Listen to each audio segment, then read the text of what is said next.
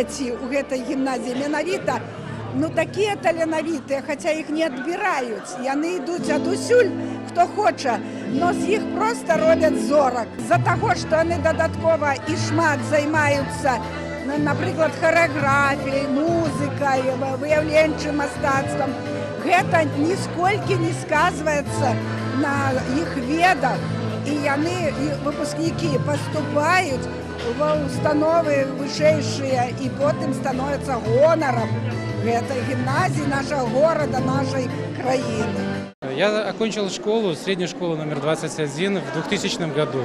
25 лет назад выпускником школы, еще, возможно, неопределенным до конца в своей жизни, я оставил эти стены. Но оставил с таким багажом знаний, с такой уверенностью в будущем, которая на протяжении всех оставшихся лет, которые и будут, и которые я посвятил уже деятельности своей, они навсегда во мне. Традиции эстетического воспитания 21-й школы мы сохранили.